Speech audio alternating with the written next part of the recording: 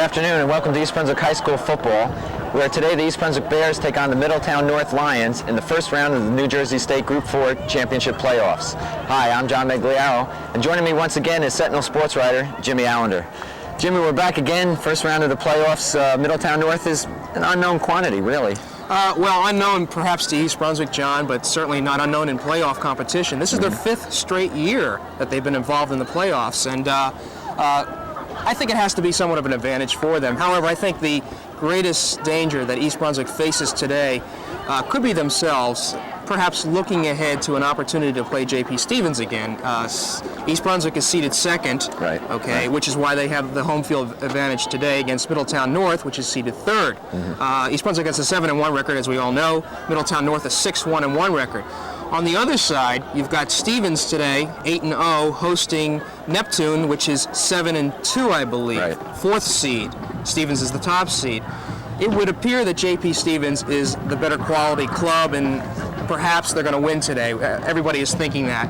East Brunswick is thinking that.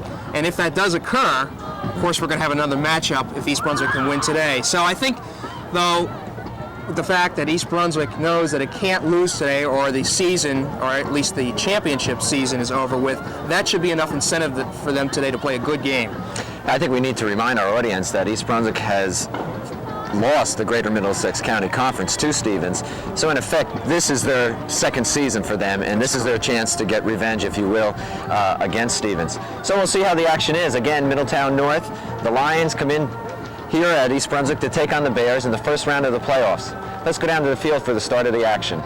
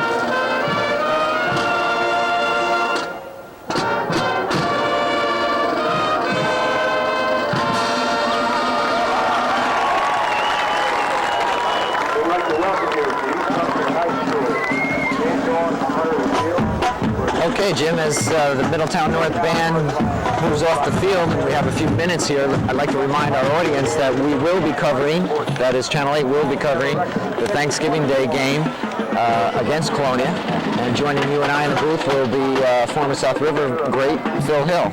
So we look forward to having Phil join us. That'll be tremendous, John. He's I have some visions of him wearing the South River High School uniform back in, I believe, 1966 when Joe Thiesman was throwing to him, and they terrorized many opponent. At that time, it was Thiesman. Yeah, it was. Yeah, but Phil is going to add another aspect to the game, I think, which everybody will enjoy. John, I was looking at some of the statistics coming into the game, and probably the most revealing one for East Brunswick is that they have forced an average of 5 turnovers per game. And anytime you can get an opponent to turn the ball over 5 times, you're doing something. You're doing something right. And East Brunswick has had 40 forced turnovers this year, 26 by fumble, 14 by interception, as opposed to the opponent's 20. So that's an interesting statistic right there. Okay, Jim, we have the captains for East Brunswick and Middletown North at the center of the field awaiting the coin toss to get the game underway. Captains for East Brunswick are number 34, and that's Bob Rushnick, and number 56, Greg Zambrovitz. John, I think a big key today is going to be Mark Rotobrun, the quarterback's performance. He has played increasingly well as the season has gone on, and then if the fans saw the game against Stevens, I thought even in that loss, his performance probably was the best of the season. You could see the confidence out there. It was just a number of situations developed where it was just unfortunate for Mark that East Brunswick couldn't win. But I think if he can continue that confidence factor, throwing, running the ball today, East Brunswick's going to have a fine showing. Okay, Jim, East Brunswick will receive. They will be moving from right to left on your screen as we await the kickoff for the first round of the state playoffs. Yeah, it was interesting, John. I saw the game official wave his hands as if Middletown had won the toss and refused the option. So East Brunswick said, okay, we'll receive. So it could be that at the beginning of the second half, with East Brunswick having the option, they may receive again. We'll have to see how that develops and whether that's a factor at all. It's interesting to note that Stevens declined the coin toss the last time that they played. Shouldn't be an omen of. I hope not. Yeah. John, the field, despite a lot of rain yesterday, appears to be in good shape except in the perimeter areas along the sidelines and in the end zone. So we don't expect that to be a major factor today. We'll have to see. Turnovers, I think, are forced by hard hitting and things of that nature, and not necessarily by a wet ball. So I don't think it's going to be a factor today. Oh, that is Steve Dawson, number 7. Oh, okay, yeah. All right, Pruss is the one that's deep for East Brunswick, but 17, we forgot to mention, Steve Dawson is now eligible to play, and Marcus Borden, the coach for East Brunswick, tells us that he will probably be spelling the starters in the backfield. Okay, again, back deep for East Brunswick is number 20, Ken Pruss, number 31, Andy Wernberg, and number 35, Keith Chalecki. Everybody's at full strength today, Mark. John, I think we're going to have a good game.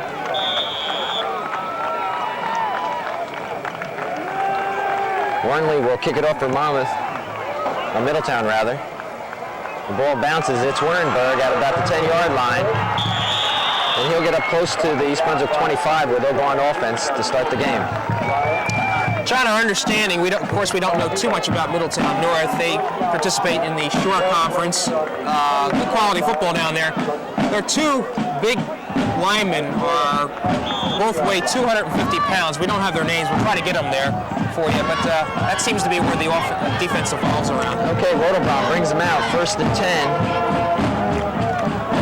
Handoff to Chalecki, I believe, crosses the 25, pickup of about 2 yards. East Brunswick, I think, will spell Wernberg, Gaskowski, those people with Dawson.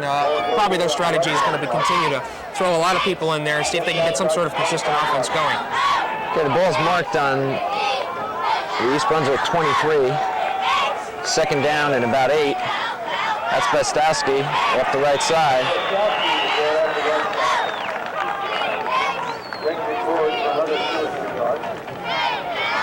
So Middletown North appears to have a physical advantage on the line with their size, but East Brunswick's line has been outweighed in every game, right? So that can't be a factor. We'll just have to see. Gordon acknowledges freely that conditioning at this point of the season is a big factor too, so we'll have to look at that.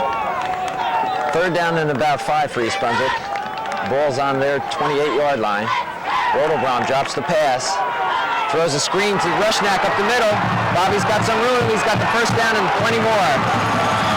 Up near midfield. Nice call, Jim. It was a well-executed play, too, and that's always the secret with a screen pass. You notice something that we've been paying attention to. Once Bobby Rushnick gets the ball, he has a tendency to hold it, like sort of hold it with his hands and tuck it in.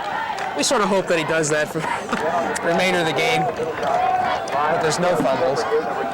1st down, the ball's marked on the 47-yard line of East Brunswick. Mark Rotobaum, that quarterback. Looking to pass, rolls right. Looking for a receiver. Dumps the ball down to Rushnack. Is it good? Yes, it is. Yeah. It's another 1st down, too. That'll give East Brunswick 1st down in the Lions' territory. And they're starting to mount a drive early in the game. Key to that play, John, was Rotobaum rolling out to the right, giving himself some extra time to find an open receiver. His mobility will be a factor, and of course the protection that East Brunswick's line provides him.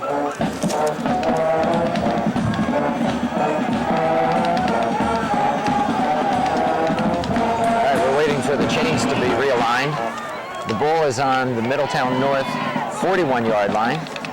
you just joined us, East Brunswick has taken the opening kickoff and has moved the ball well here in their first series on offense. John, I have a feeling that maybe Borden has determined through watching films and also seeing Middletown last week in clinching its playoff berth against Bayonne that they can throw on this team. Usually Marcus likes to start a game off by establishing some sort of running pattern, and he has come right off here and thrown 2 passes. Okay, 1st and 10 for East Brunswick. On the Lions' 41-yard line. No score in the game. A quick pitch to the outside Chalecki, around left side. And he may have picked up a yard or 2. Well, I see Keith walking off the field with a little limp there. We'll have to pay attention to that, see what that means. Of course, Keith has had some knee injury problems earlier this season and has played sparingly since the Woodbridge game. Okay, that'll bring up a 2nd and 8 for East Brunswick on the Lions' 38. Rotobrom looking to throw, has some time, looking in the middle for Rushnack. The ball's a little high, incomplete. Rushnack has led the team in receiving this year with 14 catches, so he is Rotobrom's primary receiver. But Dave Brown, number 10, has been known to get loose, and of course Kenny Pruss is right there. I think they have caught 10 and 9 catches respectively. So East Brunswick has a number of people that they can throw to. Okay, this will bring up a 3rd and 8. The ball is on the Lions' 39-yard line. Rotobrom drops back.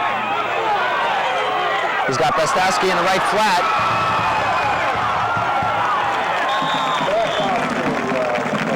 That was a good open field tackle, John, by number 32, number 32 for Dave Holland from Middletown North. He sort of shut off a block and was able to... Bestowski was short of the first down. It'll be 4th and about 2. John, we have a timeout on the field, Jim. East Brunswick's called timeout. Can you see the clock that well? I think the sun's shining on it, and I'm having a little bit of a problem. Is that 8 minutes and 40 seconds? Yes. Okay. So East Brunswick uses their first timeout of the game, and they're facing a 4th and 2. The ball is on the Lions' 33-yard line. And it appears they will go with it. Go for it. No wind to speak of today, John. It's, a slight breeze, but I don't think it's going to be anything that's going to be an advantage to one team or another. As we mentioned at the opening of the show, Middletown North comes in with a 6-1-1 record, while East Brunswick is 7-1. East Brunswick finishing 2nd to J.P. Stevens in the Greater Middlesex County Conference. Looking hopefully toward a rematch with that team if they get by Middletown North. Yeah, we would all like to see that, wouldn't we? Looking at the statistics again, I see that Rotobrom has improved his passing to 63 completions and 125 attempts, or actually that's for the entire team. He has a 500 percentage. Okay, here we go. Okay, 4th and 2. The ball is on Middletown North's 33-yard line.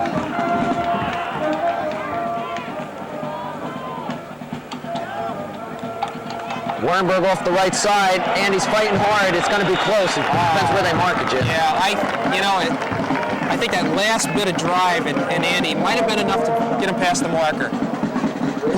Where it's marked, it looks like he made it just by a couple inches. We're going to have a measurement, I believe, Jim. Okay.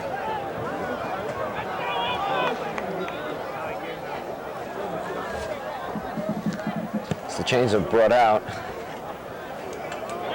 And East Brunswick is short. Okay. So Middletown North will take over. The ball is on their own 33, and they'll go on offense for the first time this afternoon. Right. I think under the circumstances, it was the proper call. Only 2 yards to go. And we'll get a chance to see East Brunswick's defense, which, as we all know, has been their primary gauge for success this year.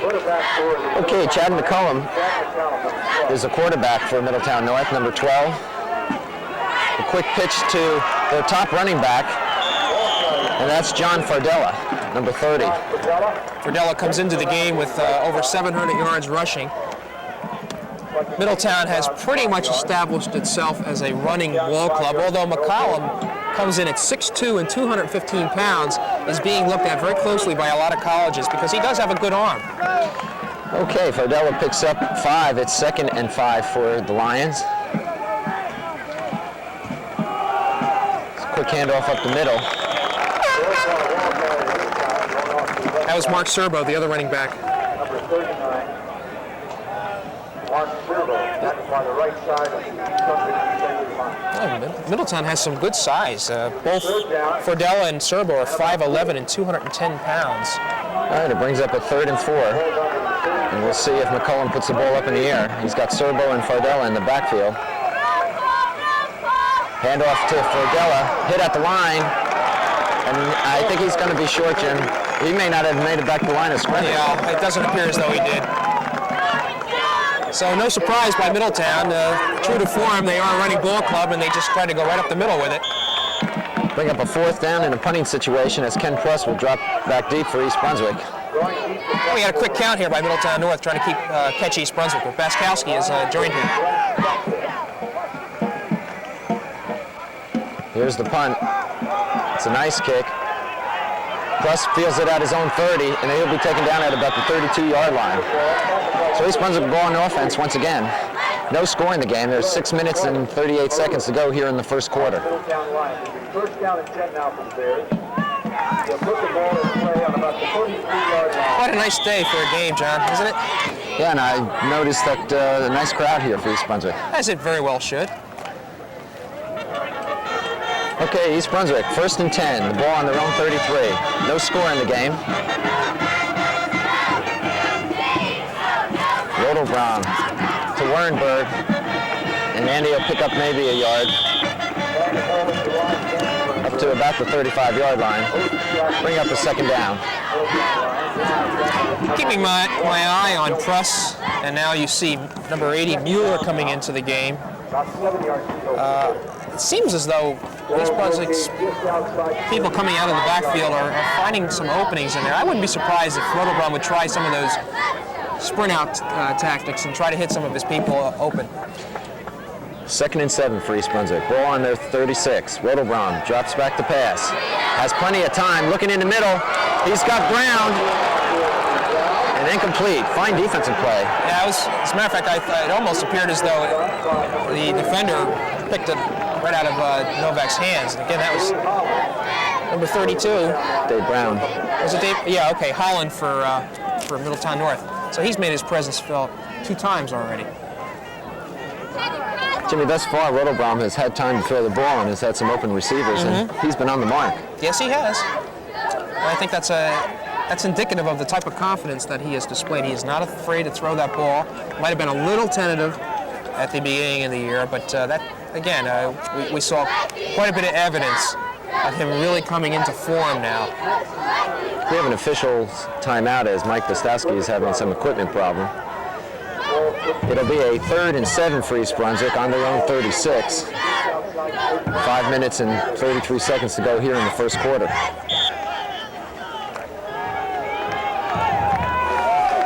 So we have Brown and Press flanked wide to the left here. Rodelbrom looking to throw again. He's being pressured, and he's going to be taken down for a loss. Back down to about the 30-yard line. It'll bring up a 4th down in a punting situation for East Brunswick. Ryan Forte, freshman, is the punter for East Brunswick. He's been averaging about 35 yards per kick.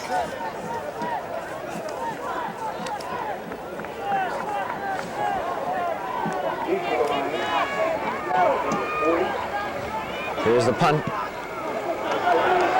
Off the side of his foot, and it'll go out around the 38-yard line, and the Lions will have good field position. I think I'm going to mark that at about the 42, John, and that is good field position. So in the exchange, it looks like Middletown North won on that one. Well, we said that East Brunswick has an average of 5 turnovers per game.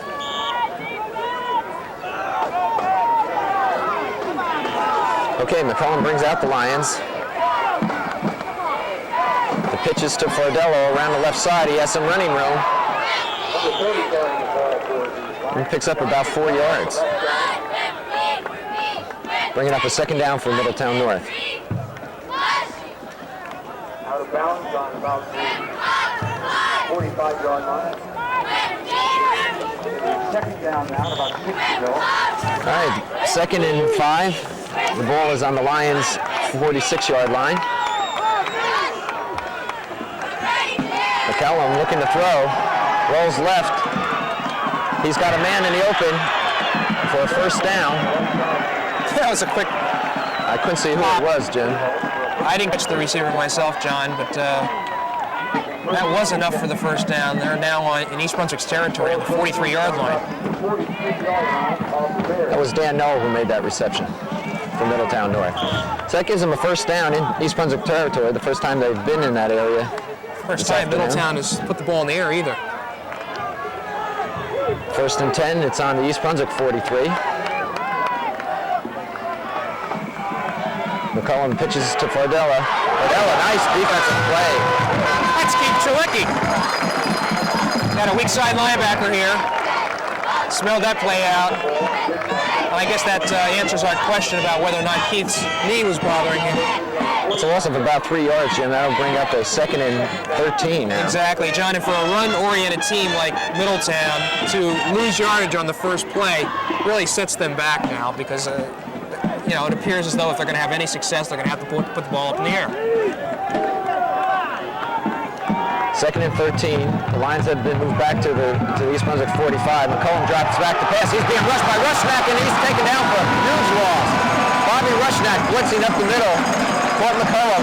Very intelligent play. I'm sure that Bobby had been noticing that on a couple of plays the gap was left open and determined to just shoot it real quick. Brings up Nobody picked him up. a 3rd and very long for the Lions. That is East Brunswick's bread and butter player on defense. Make no mistake about that. Everything seems to go as he goes. 3rd and 24. McCollum dropping back again. Throws a little screen out to the left side to Fardella. Fardella's got some room, but it's going to be way short of the first, and that'll bring up 4th down again. Right. And it was Rushnick's reaction on that play. Looks like it could have been good yardage for Middletown, but he got over there just enough to break it up so the defensive backs could come up and finish off the job. That was a nice series for East Brunswick. All right, Glenn Spencer is back to punt for the Lions, and Ken Pruss will drop deep for East Brunswick. Spencer fumbles the ball. Oh, and the flag is dropped. That's not available. It should not be a flag because once the ball touches the ground, it's anybody's. It's anybody's. So that I think the referee, if they check that out, We're going to see what the wave ruling that flag is. off. It should not be a flag.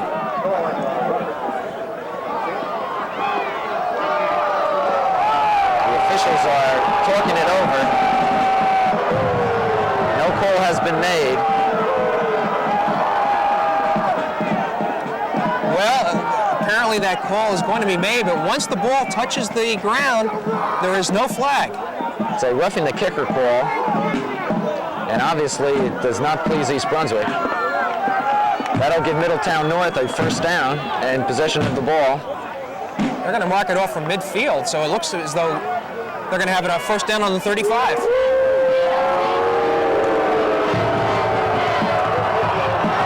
Well, let's see if East Brunswick can overcome this, because it certainly should not have been made.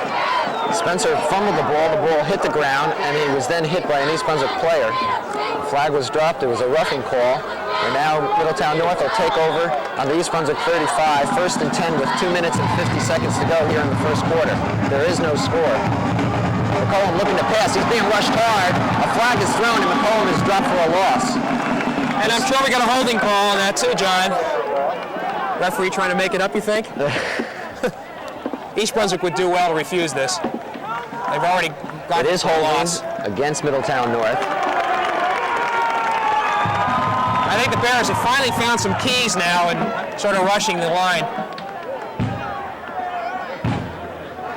They're explaining the options to Captain Bob Rushneck, and it looks like East Brunswick will accept the penalty. Okay. That'll bring the ball back to midfield. apparently they're marking off 10 yards from the spot where the ball is dead. Again, I'm not aware that that's the high school rule, but it's 1st and 25. 1st and 25 for the Lions. McCollum hands off to Servo. Servo picks up maybe 3 yards. What do we have, about 2.5 minutes left in the first quarter, John? 2.5 minutes to go, and this is the first quarter. No score. Well played game. No surprises as of yet. Well, I think the only thing that surprised me is that call by the officials on the roughing it. Okay, the official is signaling up to the booth here that 5 seconds either should have been ticked off. Brings it down to 2:31 now. 2:21, Jim. Is it 2:21? Yes. Yeah. And the clock will start. Okay, Middletown North will have a 2nd and 22. The ball is on the East Brunswick 46.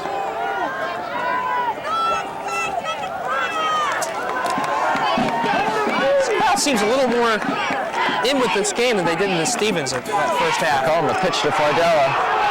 Fardella, some nice running. It's up to the 40-yard line, and a flag is thrown. I would say that number 51 is going to be charged with the late hit. That's Bob Hall. Bring him back 15 more.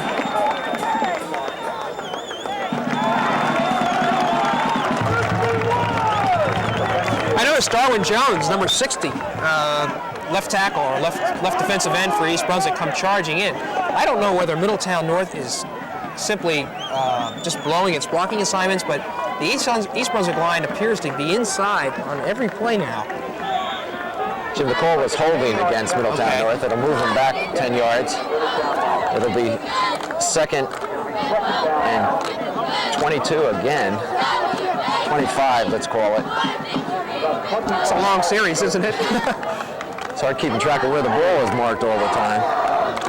Anyway, it's 2nd and 25. The ball is on the East Brunswick 49. McCollum hands off to Servo.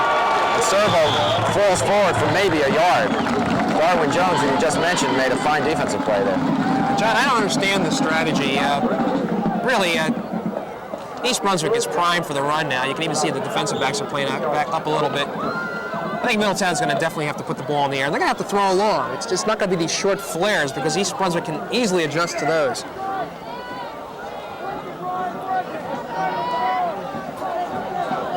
A lot of time being taken by Middletown North. Less than a minute to play in the first quarter. All right, they're looking at a 3rd and 23 on East Brunswick 47. McCollum on a draw play. Fardella gets back to the line of scrimmage, and that's it. Sure, Mr. Rushneck was stationed right in his middle linebacking position. And that'll bring up a 4th down, and Spencer will be back out to kick for the Lions. That's quite unimaginative series for Middletown North. A little confusion on East Brunswick's part. Pruss drops back, but finally you have 11 men on the field now. Let's see if Kenny can get a run back here. Nice high kick. Pruss will let the ball bound. It's going to roll down to about the East Brunswick 5-yard line, inside the 5. And that's where East Brunswick will take over. I think Pruss has to field that ball, Jimmy. Yeah. Fair catch, at least. I wasn't going to say anything. I've already been criticizing too much this afternoon already. But Kenny, there was nothing strange about that punt. All he had to do was get under it and call a fair catch. So East Brunswick's in the hole. The ball is marked on their own 4-yard line. They'll have it 1st and 10 with that about a second. That's it. That's the end of the first quarter. So there's no score at the end of 1. Middletown North Lions and the East Brunswick High School Bears. I've got Ronaldbaum 2 for 5. Probably 4 of those passes should have been caught. So perhaps now East Brunswick is going to be getting the ball for the 3rd time. Yes. So that again was a quick moving quarter. Each team possessing the ball. I think, let's see, Middletown got the ball 2 times. All right, 2 times for each side. And we know that Mark's not going to throw the ball any type of trick plays down here. The ball is on the 4-yard line for East Brunswick as they start the second period. We haven't seen Dawson too much yet, except for on the kickoff. I think he could be a factor if the board decides to use him. He was the first back that the Bears used last year after Waringberg and Beskowski and Derek Rowe and Glenn Pazinko. He got a lot of good playing experience last year. He looks like he's bulked up very well, and I can easily see him contributing this afternoon. All right, East Brunswick starts the second period. The ball on their own 4-yard line. They have a 1st and 10.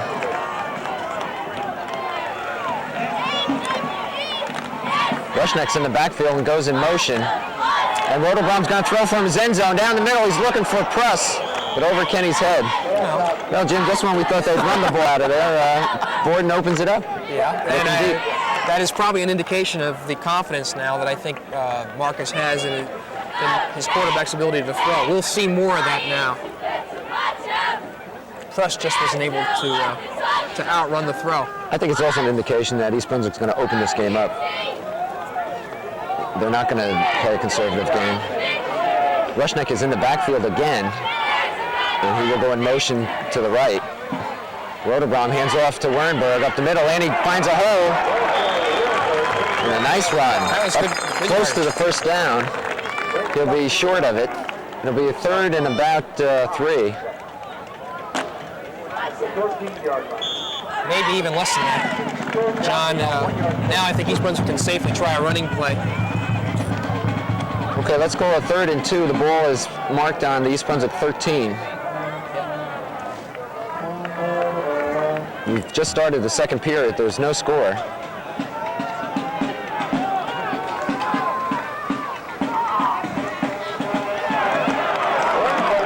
Wernberg with the ball. He has the first down. That's Andy. He has been the leading ball carrier for East Brunswick ever since Chalecki went down with an injury at Woodbridge. Warenberg has come in with 526 yards and is adding to that total this afternoon. He's been averaging 4.5 yards per carry. Chalecki is next with 362 yards. And then Beskowski, who was playing sparingly at the beginning of the year, has 74 yards. 1st and 10 for East Brunswick, under 20. Rodelbaum looking to throw. Rolls out of the pocket. Has some time. He's looking for Brown. He's got him. Fine pass by Rodelbaum and a nice catch by Dave Brown. That was really a fine play. I think Mark saw pressure, bailed out to the right, and just waited till somebody got open, and that was Brown. 1st down for East Brunswick. The ball is placed on about the 37.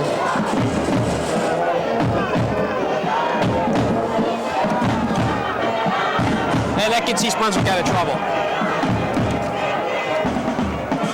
Rodelbaum to Wernberg. Andy looking for a hole. Bounces out to the outside. He's got some running room. Fighting off tacklers. Fighting off is the word. My God, he shed at least 3 tackles that I know of.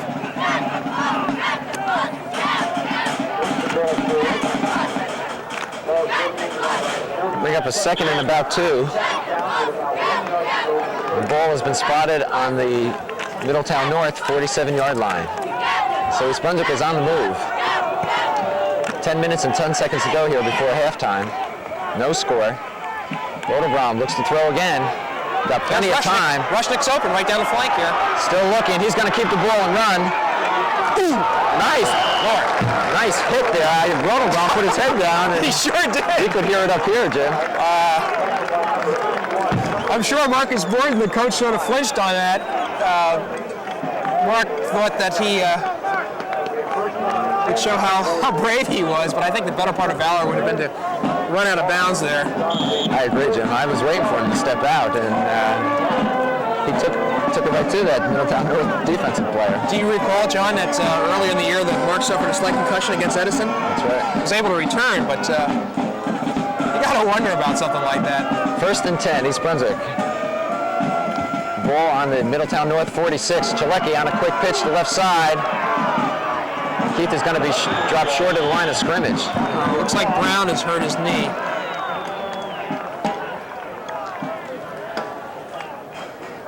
Well, he's up now.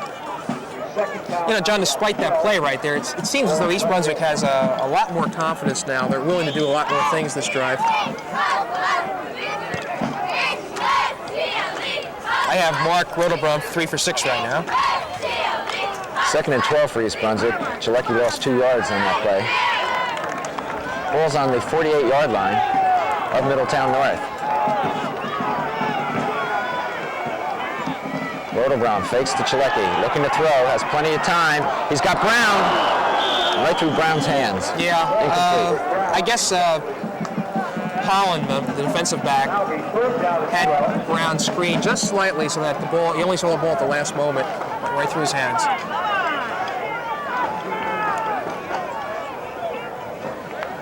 3rd and 12 for East Brunswick.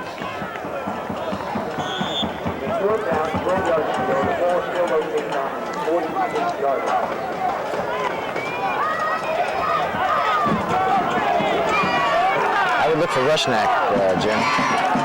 Maybe down the middle. Or Pruss. It's a draw to Chalecki. And Keith is going to be well short of the first down, and they'll bring up a 4th down for East Brunswick in a punting situation as Brian Forte will come out on the field. We have 8 minutes and 50 seconds to go here before half. No score in the game.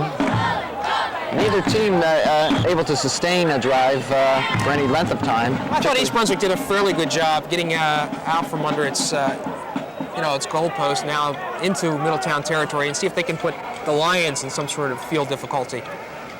Okay, Forte on the punt. A low punt. That's going to go out of bounds at about the 8-yard line, Jim. So now Middletown North is in the hole. That's correct. And turnover territory, possibly. So Middletown North will take over here the first possession of the second period. They have 8 minutes and 38 seconds before half. No score, and the ball will be on their own 8-yard line. Yeah, John, I don't know how significant it is, but in the second quarter, East Brunswick has outscored its opponents 61-14. Has an advantage of 53-16 in the fourth quarter. Okay, McCullum hands off to Fardella. Fardella gets maybe 2. Maybe.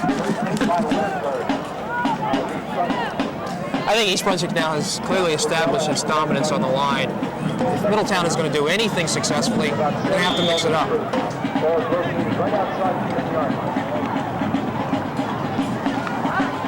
2nd and 8 for Middletown North. The ball on their own 10-yard line.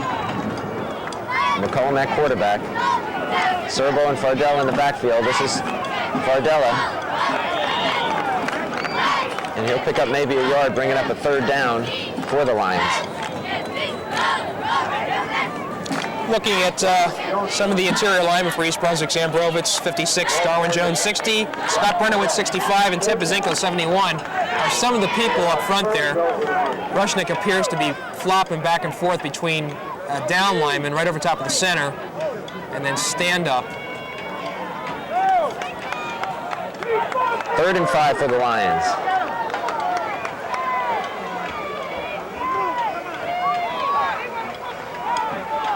McCullum hands off to Fardella again. And there's the ball. East Brunswick's got it. You're right, Jimmy. Turnover territory. And that's Ted Bazinko, 71, that grabbed that ball. Fardella stripped up the ball, and Bazinko comes up with it. And East Brunswick will have it 1st and 10 inside the 10. So, we have our first turnover of the game here. Isn't it something how opportunistic teams seem to take advantage in those types of situations?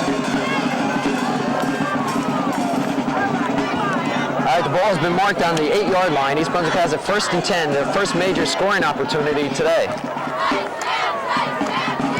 Full house backfield with Rushnack in the backfield. Rodelbrum looking to throw. He's got some time. He lost it to Cross. All by himself. Touchdown, East Brunswick. Wasn't that a beautiful pass? Nice touch on the ball. Nice touch. I mean, Mark just took his time, rolled down, had the blocking. Kenny Press was open in the end zone. East Brunswick has its first score with 6:45, I believe, left in the quarter. So East Brunswick's on the board first, 6-0. Josh Miller will be on to attempt the extra point.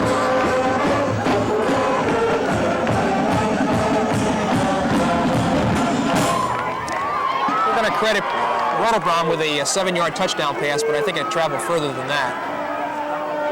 High snap, Pruss gets the ball down. Excellent job, and the kick is good. That was an excellent job, John. That was a high snap. Pruss did really a good job of just getting that ball down. Josh Miller was able to follow through. Good indication of Kenny Pruss's athletic ability. Okay, so the Bears on top, 7-0. 6 minutes and 45 seconds to go here before the half. So East Brunswick has taken a fumble recovery and capitalized on it. A 8-yard touchdown pass from Rotterdam to Ken Pruss. And as always in state playoff competition, you like to score first. You like to score first in any game, but I think particularly in a playoff game, it gives you the incentive to just keep it going. And as we've established before, it allows your defense to do a lot of things. I think East Brunswick has to feel pretty confident. They have basically shut down Middletown North on every possession, have shown they can in fact drive the ball on their own, and then they took advantage of this turnover. So East Brunswick continues to look very, very good.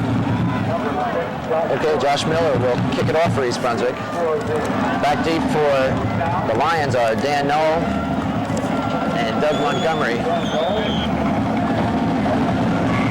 Here's Miller's kick. It's a fine kick. Knoll will take the ball at it, and he drops it at around his 10-yard line. He's in trouble. And Middletown finds itself in the same position as it was before when it turned over the ball. The ball will be spotted at about the 11-yard line, and the Lions will take over. Sure. I saw Dawson down there, Oaken.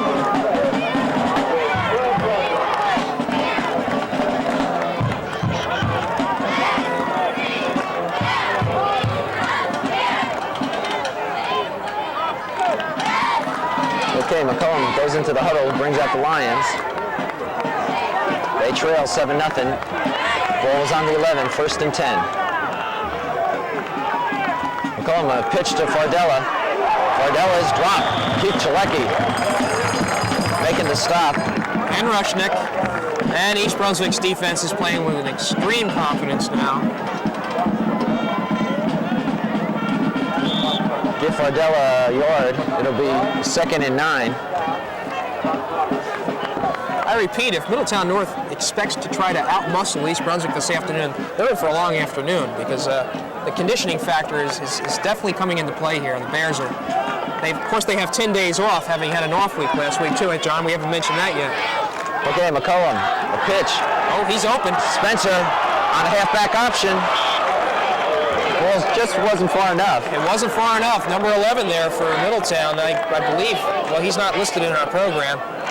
That might be Spencer. Was able to get behind the East Brunswick defender. Well, East Brunswick dodges a bullet here.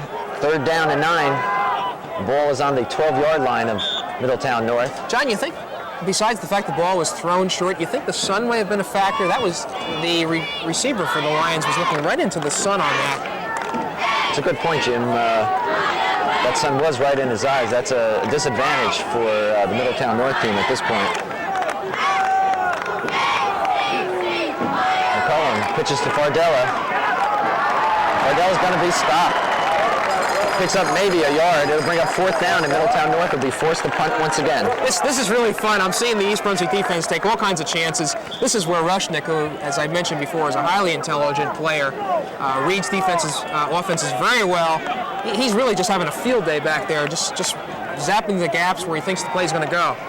Okay, Pruss and Bastowski are back deep. A terrible snap, and it's a poor punt straight up in the air. East Brunswick player.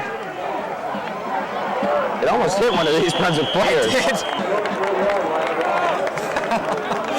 Anyway, East Brunswick will get it back in great field position. You know, if not for that bounce, I think East Brunswick would have had the ball on the 20-yard line. So Middletown gets a bit of a roll, but still they're going to have to fend off this East Brunswick attack, which I think is really cranking into gear now. Okay, the ball is on the Middletown North 34. East Brunswick has it 1st and 10. We have 4 minutes and 44 seconds to go before half. East Brunswick on top 7-0. Warrenberg off the left side. He'll pick up about 3. Bring up a 2nd down for the Bears. John, we haven't talked too much about the Thanksgiving Day game. You know, that's only 4 days away, and this year the Bears will have somewhat of a better situation in the sense that they will be playing Colonia as Colonia comes off a playoff game. And we'll talk about more about that in a second, because I think that's a big factor. Okay, 2nd and 8 for East Brunswick. Rotobraum on a pitch of Bastowski off the left side. And a flag is thrown, a late flag. We may have a hold in there or a face mask, Jim. Let's see. Yes, it's against East Brunswick. Middletown man is clapping. It is a holding against East Brunswick. And that'll bring the ball back. So we see the ball marked off from the point of where the ball is dead, I guess. That must be a high school rule. I have to confess I was unaware of that. Yes, it is. So East Brunswick really only loses about 6 yards on that play because they had gained about 4 from line of scrimmage. All right, it'll be a 2nd and about 14 for East Brunswick. The ball is now on the Middletown North 38.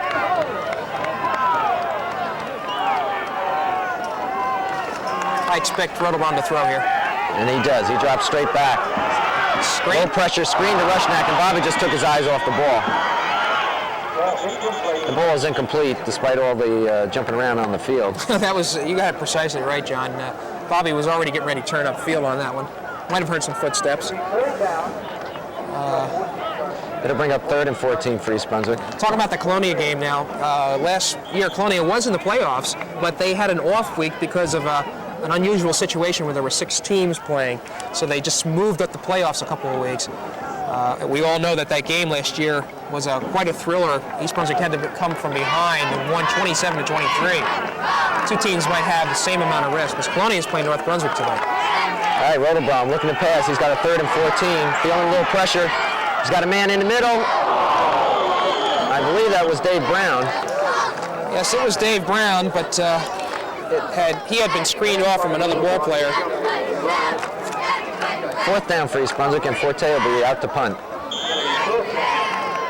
So East Brunswick was not able to capitalize on a poor punt by Middletown North, and will give up the ball with 3 minutes and 29 seconds to go before half.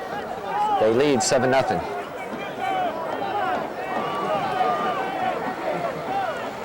Forte, a bad snap.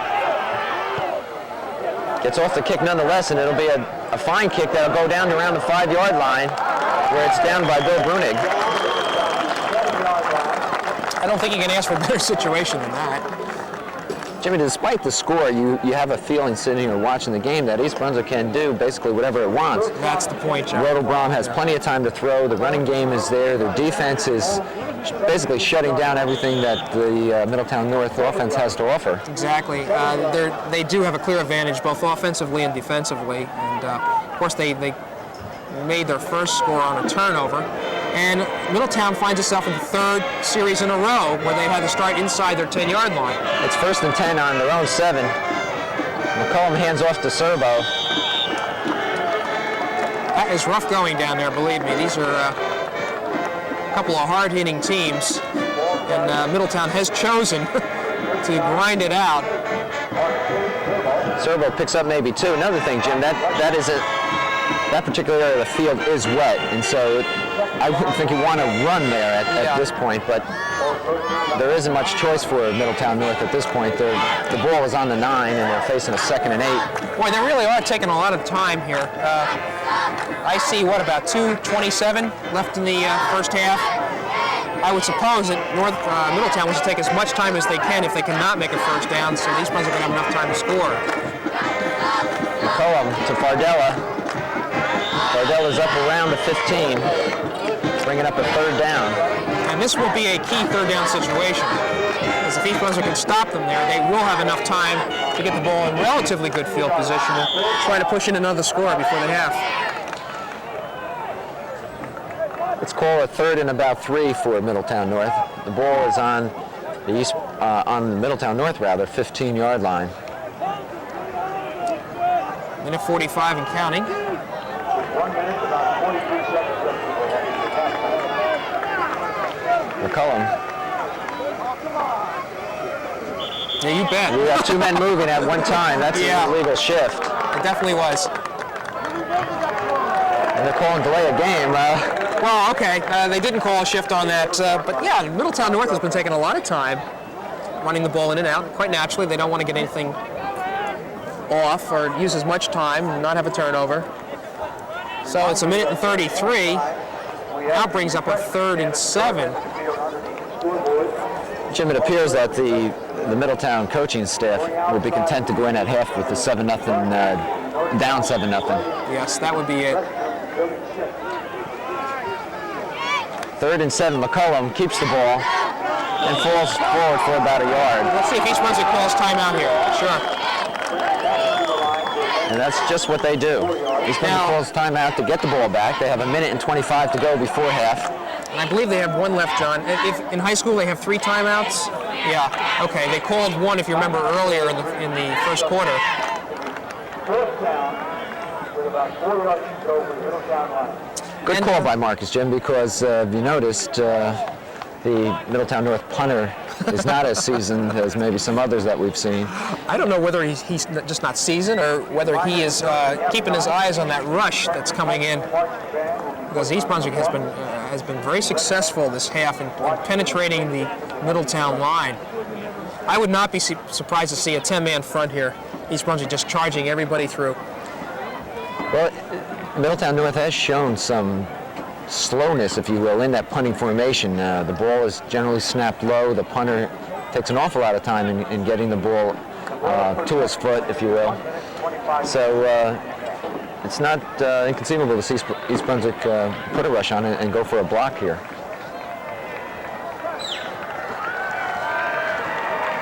Okay, 4th down. The ball is on the Lions' 14-yard line. 4th and 4. Spencer is back to punt. And here they come. Good snap. Got in a good kickoff. And it's a good punt. And East Brunswick lets it bound around. I'm surprised again, Jimmy. The ball is out around the Lions' 45-yard line. East Brunswick will have good field position with 1:16 to go before the half. Unfortunately, John, that time Beskowski and Press were a little confused with each other as to who was going to field that ball. But they should have enough time, 1:16, and they have 1 timeout left to, I'm sure that Rotobrom has a couple of calls played here. Plays called, excuse me. Plus, you always have Josh Miller in the wings. That's right. Rotobrom to Wernberg. Well, that's a curious call. And Andy will pick up maybe 2. Clock is running. 57 seconds to go. Boy, they really aren't rushing things, are they? We're down to 47 seconds. East Brunswick leading 7-0. Ball is on the Lions' 46. 2nd and 8. I see Mueller flanked right to the right, Brown to the left. Rotobrom looking to throw. Looking for an open man. There's Mueller. He slips, but he's got Mueller wide open at around the 30. I think East Brunswick will have to use its last timeout here. 25 seconds to go before half, and East Brunswick calls timeout. The ball is marked at the 29-yard line of Middletown North. It's a 1st down, but that doesn't really matter at this point. No, it doesn't. I guess the strategy here might be for Rotobrom to roll out maybe one more time, try to connect down the middle, which would give them enough time for Miller to try a field goal.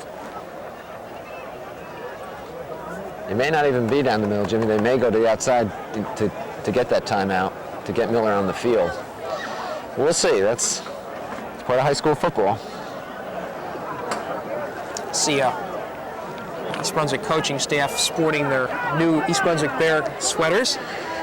Marcus pointed out to me that they are made by the same NFL outfit that does the professional football team's sweaters, for what that's worth. But they are rather attractive. Class is the word, I think, Jimmy. Okay. Which is the East Brunswick program.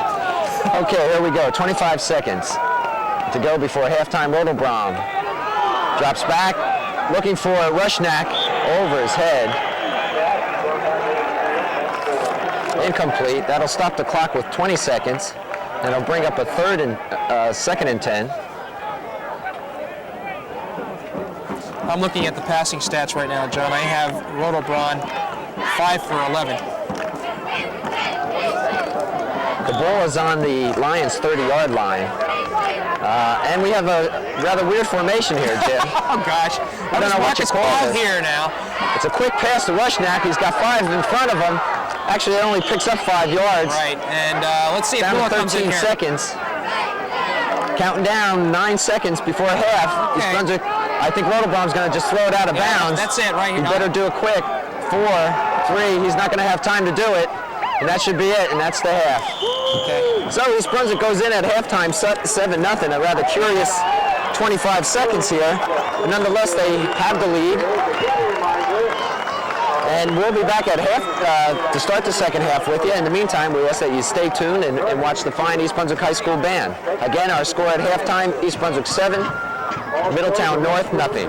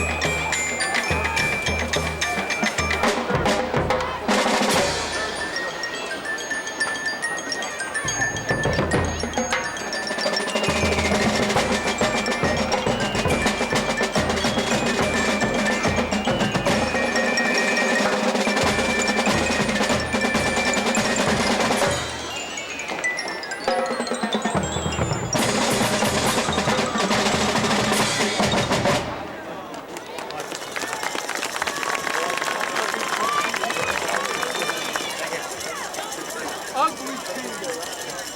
Your team.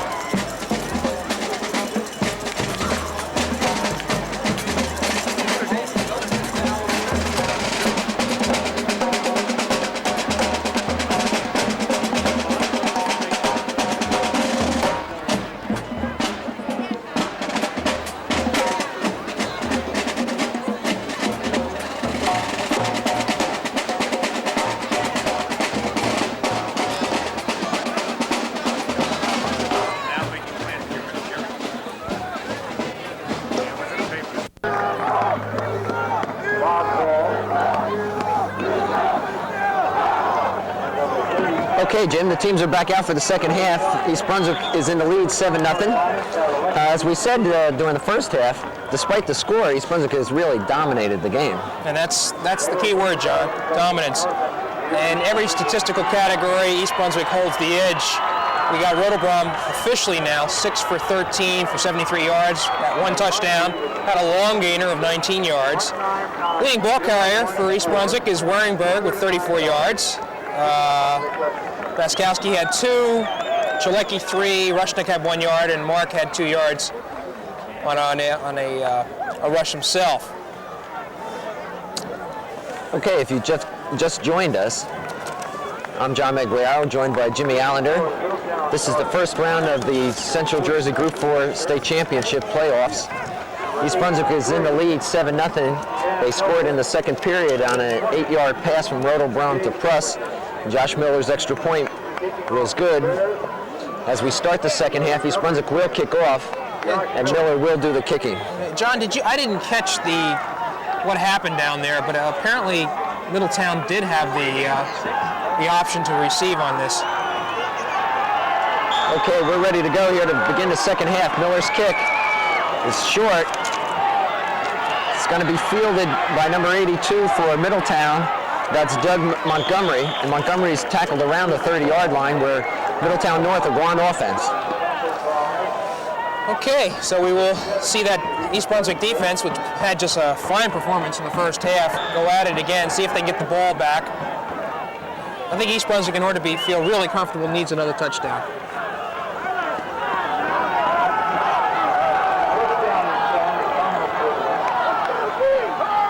McCollum's at quarterback. He rolls right, looking to throw for Spencer, and Spencer can't hold on to it, so it'll be incomplete, bringing up 2nd and 10.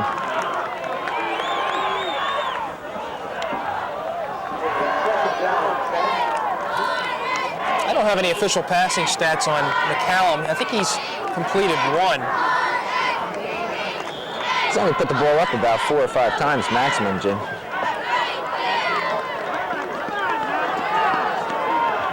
Okay, the Lions, 2nd and 10. The ball is on their own 31.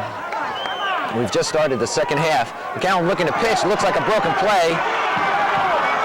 He's going to be forced out of bounds close to the 40-yard line. We'll see where they spot it. John, I think that was the call right there. It was perhaps maybe McCollum had an option to pitch back to Fardella, but saw a little bit of an opening, was able to fend off Chalecki on that play, and got himself some decent yardage. Let's see, we have a 3rd and 4 now.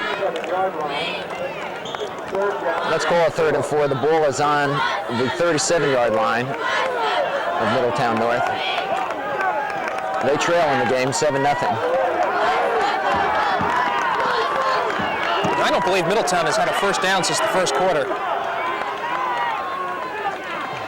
McCollum to Fardella. He won't get it here either. And he's short.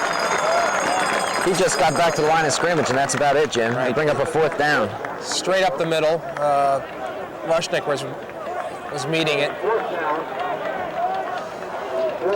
Ken Pruss will drop deep for East Brunswick, and Spencer will punt. Hopefully Kenny will catch the ball if it's high enough. Here's the snap. Spencer's punt. It's a good punt. Pruss will field it at about the 16, and he, going backwards, is dropped at the 15-yard line, and that's where East Brunswick will take over. 1st and 10. It was a nice kick and good coverage by Middletown. Pruss elected to let the ball bound.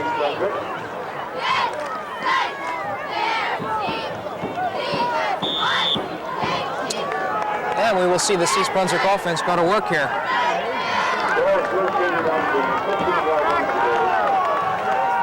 All right, Mark Rotobrom brings the Bears out. Inside handoff to Bestowski. The flag is down. Bestowski picks up 2 yards. We'll see what the call is.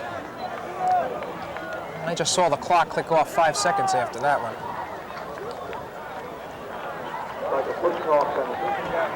It's against East Brunswick. Illegal use of hands, and that'll move them back.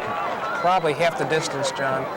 Looks like they'll be back on about their 7-yard line, perhaps, maybe 10.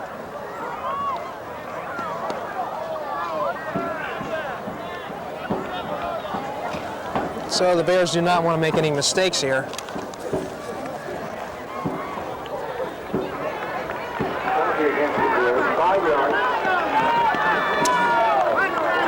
That was half the distance, John. All right, so East Brunswick will operate first down deep in their own territory. The ball is placed on the 7-yard line. Actually, it would be a 1st and 15. It was a I'm sorry, 1st and 20. It was a 10-yard penalty. And Bastowski on a sweep to the left has some room, and he's out close to the 20-yard line. That was some fine blocking on the part of Rich DeMaria. I saw number 77. I thought Mike Mineta did a good job there. Cleared a good hole for Bastowski to get up there. East Brunswick now only has a 2nd and 5 on its own 20. Second down now on 5 yards to go for the Bears. Ball on the offensive end. We're early here in the second half. East Brunswick has the ball on their own 20. 2nd and 5. Shalecki. Shalecki will pick up maybe a yard. Bringing up a 3rd down. Stop on the right side of Middletown defensive line. Third down about 3 yards to go. Marcus, as he had started the first half, is opening up somewhat conservatively, understanding that he's back deep in his own territory here. East Brunswick seems to be wanting to run to this left side, John. 3rd and 3 for East Brunswick. Ball spotted on the 22-yard line. Brown goes in motion right. Roto Brown rolls right. He's got Shalecki. Shalecki is going to be short of the 1st down, though, Jim. Yeah, unfortunately, Keith couldn't move forward enough. I'll bring up 4th down, and Brian Forte will come in to do the punting for East Brunswick.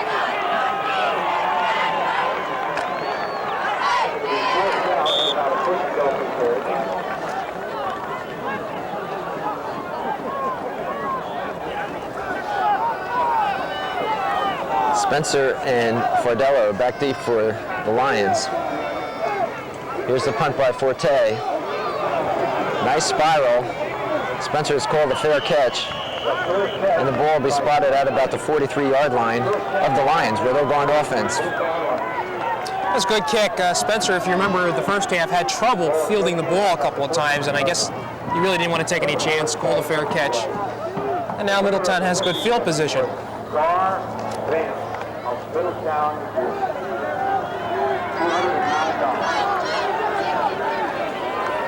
All right, McCullough brings him out. 1st and 10 for the Lions. He's got the ball. He's looking to throw. He's being pressured. Throws down the middle. Wide open is number 82. That's Dave Knoll. And Knoll's going to be taken down in the East Brunswick, deep in East Brunswick territory, around the 20-yard line. That was probably the best pass that, well, definitely the best pass that McCollum has thrown this afternoon. Finding Knoll open in the middle, and he threaded his way for about 10 more yards, John. Fortunately, Pruss was able to get a hold of him. So East Brunswick finds itself with its first major threat on the part of Middletown. The ball is marked on the East Brunswick 19, where the Lions will have it 1st and 10. This is their first scoring opportunity this afternoon.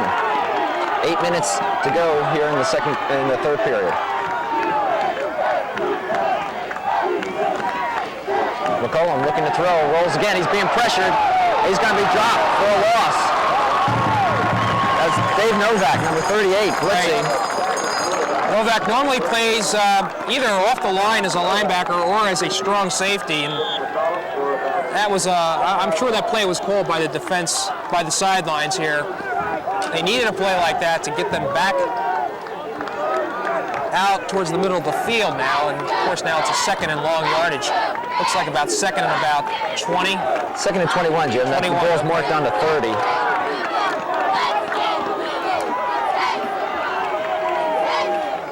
Spencer's in motion for Middletown. McCollum pitches to Fardella. Fardella looking for some running room. He's not going to find any. All contained. Picks up maybe a yard, bringing up 3rd and about 18.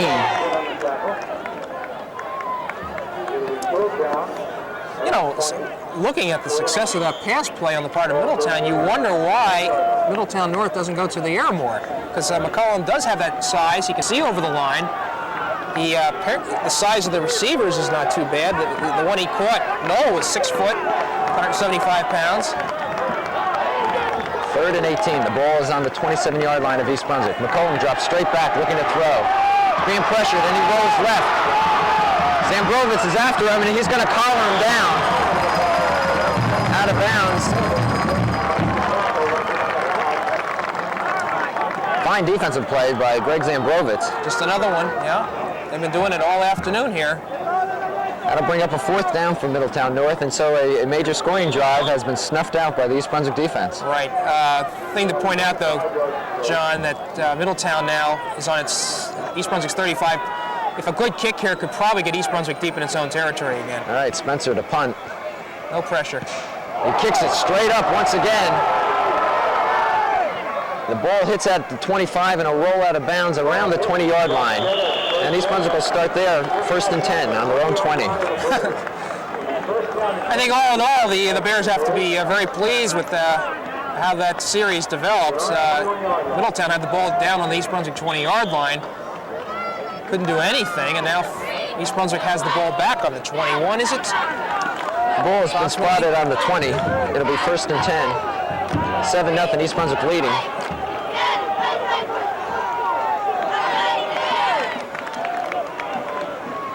Rodelbrom hands off to Bestowski around the right side.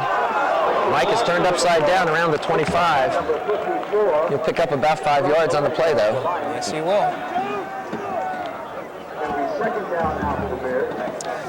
All right, here comes Darwin Jones, number 60, in at offense.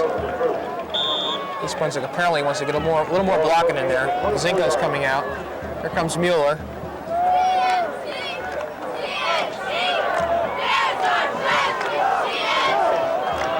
And it's 2nd and 5 for East Brunswick. The ball has been placed on the 25-yard line.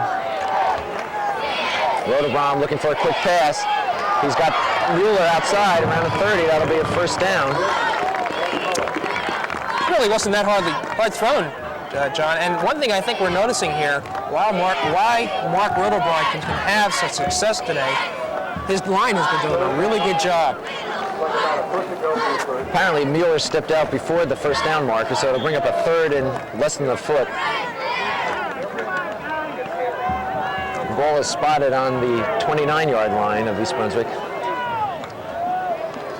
And I would look for Wernberg up the middle, I would think. Sure. Rodelbrom also has the option to sneak it if he wants. And it's Andy Wernberg, rather. 1st down.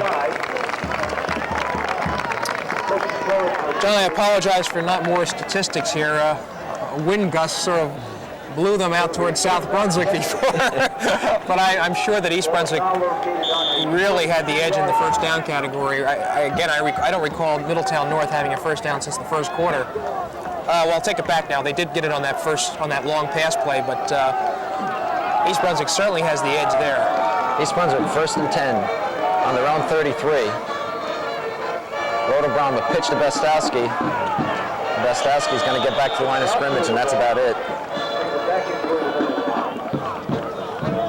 2nd down. John, if we have an opportunity for our camera to pan just a little bit out and take a look at the Middletown North defense, they're stacked sort of, there's a lot of holes there, I think, if East Brunswick wants to try to exploit just a little bit up the middle.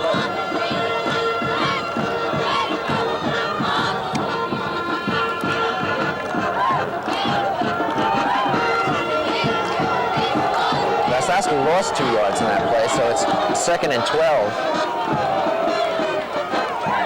Rodelbrom is going to pass. Looking for someone. He's got Brown in the middle. Brown's got a 1st down. Crossing the 45-yard line, and a flag has been dropped. A lot of penalties today, Jim. Yeah.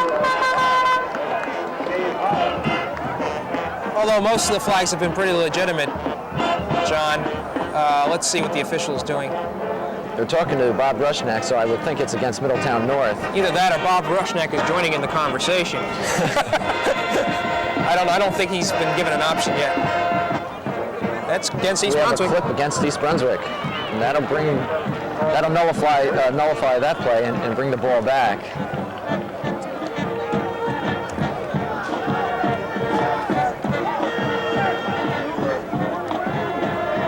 That was a key play, in my estimation. Brunswick could have the ball up near the midfield stripe, and now they're faced with a second down, about 16, 17 yards to go for the first down, and Rotterdam is going to have, another play like that to keep this drive alive.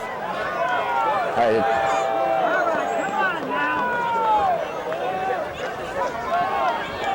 It's 2nd and 17. The ball has been moved back to the East Brunswick 27. And Rotterdam hands off to Wernberg, and there's nothing there. And he, in fact, may lose a yard. And again, this is a fast-moving quarter. We got 3 minutes and 20 seconds left. And a 3rd and 17 to go. East Brunswick up just by 7-0. We thought we might have seen more scoring, John, huh? I'm surprised, Jim, the way East Brunswick dominated the first half. And they certainly did have some scoring opportunities. All right, 3rd and 17. East Brunswick has it on their own 26. Rotterdam straight back, trying to set up a screen to Bastowski, who juggles the ball incomplete and bring up a 4th down in a punting situation. It's about the 3rd or 4th time East Brunswick has tried to develop a screen pass, and I don't know whether Mark has been hurried or what, but it just doesn't seem to work that well. The receivers are grabbing at the ball.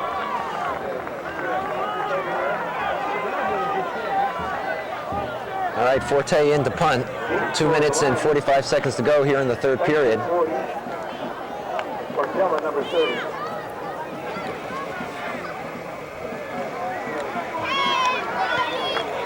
Not a very good punt. It's going to be short, and it'll be around the 50-yard mark, and that's where it's going to be spotted. Forte hasn't nailed a truly good punt all day.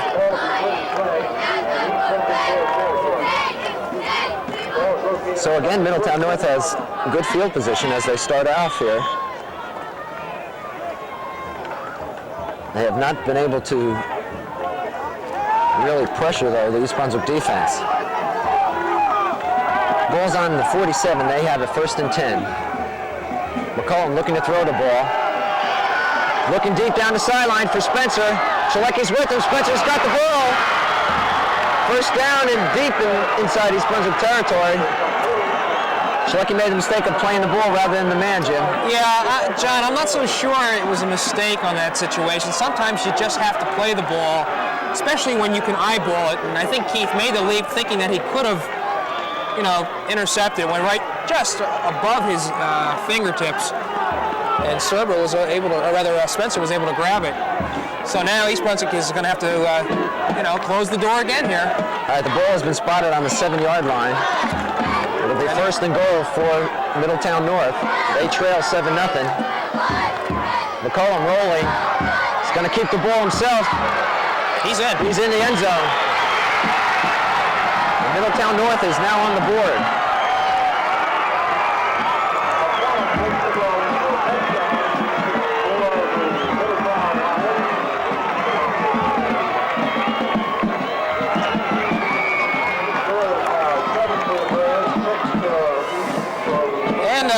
Middletown's elected to go for the tying point here, and I will tell you, in state tournament play, you play until you have a winner.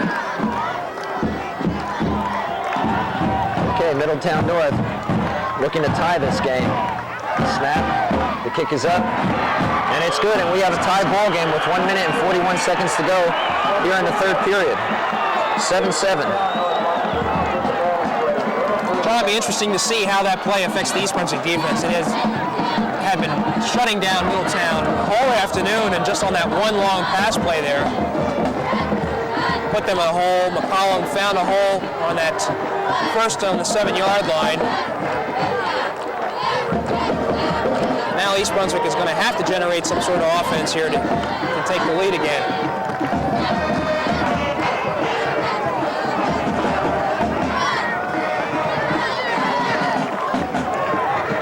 And I guess we'll remind everybody that in state tournament play, we will go to an overtime if the score remains this way. However, at the conclusion of the regulation time, you do not simply toss a coin and kick off. The game just continues from that point. That's a good point, Jim, to make. And I haven't thought about it, John, but, you know, light could be a factor, and wouldn't it be unusual if they had to postpone this game and finish it up on, say, either tomorrow or a Monday afternoon? Well, there's a minute and 41 to go in this period and a full fourth quarter yet, so a lot can happen. Middletown North will kick off. Crosses back deep for East Brunswick.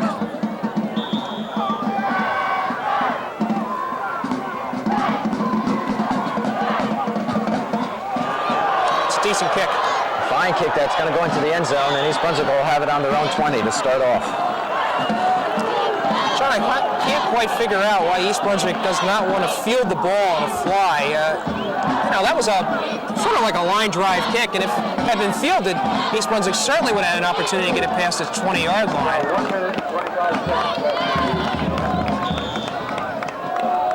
Of course, they've demonstrated that on punts, too. And we have a timeout on the field. And the clock continues to run here. I saw at least 5 seconds go off the clock after the referee had asked for time. Right, the officials are discussing what is the actual time. And they're telling the press box to add 15 seconds. Or bring it back up to a minute and 15. Now they're going to add 15 seconds. So we're as confused as everyone else here. Okay, well, we'll have to wait for the clock to just rewind up to 25, 125.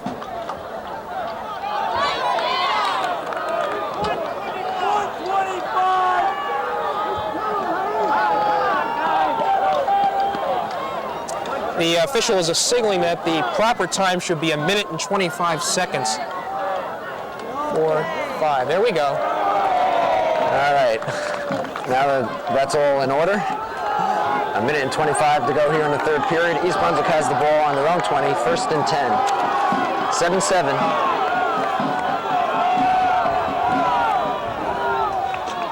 This is Wernberg. And he'll get maybe a yard. John, I don't think there's too much to say at this point, except East Brunswick is faced now with sort of regaining the momentum if they can. I'm sure that Middletown North has to be spirited after coming through with the tying touchdown. Certainly they don't want to be doing too many trick plays, but then they can't be conservative either. All right, Rotobrom to Bestowski on a sweep. Andy's is taken down rather quickly. Right, that had the makings of some good yardage there, but Middletown North closed it down real quick. I said Andy, I should have said Mike. Yeah. We're down to 30 seconds here in the third period. We'll bring up a third down for East Brunswick and about 9 yards to go for the first. Okay. I don't think this play is going to get off. Let's see. I'll take it back. It looks like they're just going to get it off. So this will probably be the last play of the third quarter. Okay, Rotobrom looking to throw. Ooh. Tries to get it into Rushnack, who was covered by two Middletown North defensive players. Indeed, that was almost picked off by John Kohlmeyer, number 50.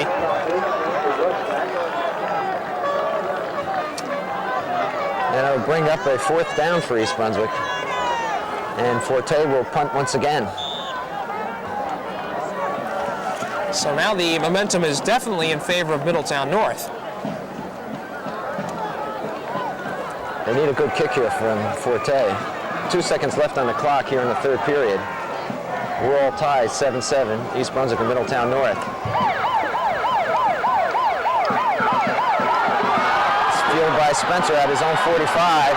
There's a flag down, and Spencer's going to be taken down.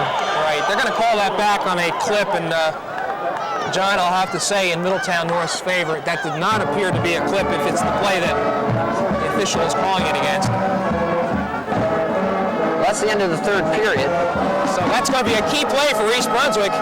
It's going to give Middletown now possession on its own, probably 36-yard line or 45-yard line, depending on where they mark it off from.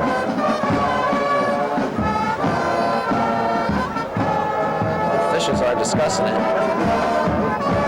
And I'm sure once the penalty has been determined and the yardage, the teams will switch sides and get ready for the start of the fourth period.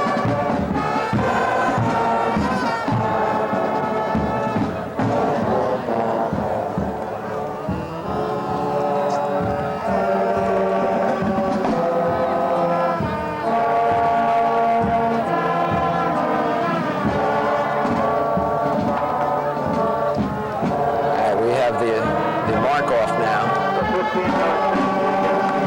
15 yards for the clip against Middletown North. I'll repeat. I think that's a big play for East Brunswick. Middletown had all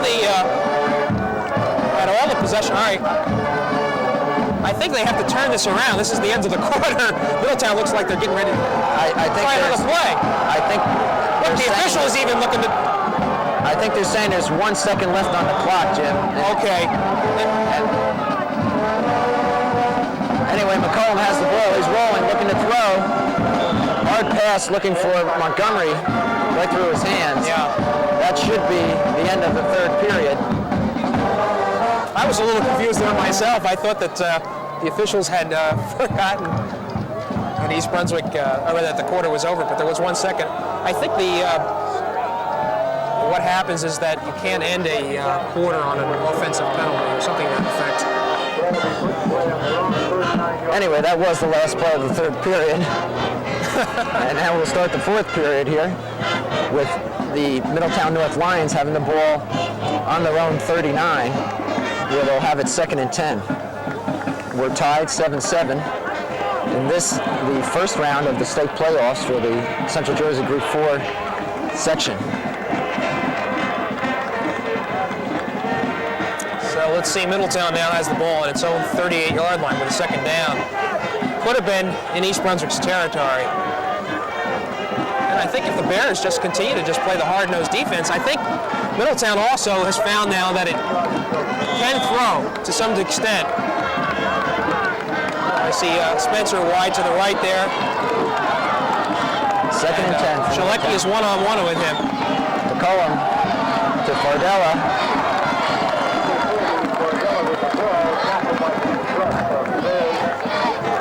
This is kind of what Middletown would like, to isolate its tall receivers with East Brunswick's, as they have been described before, as Smurfs, because they aren't all that big.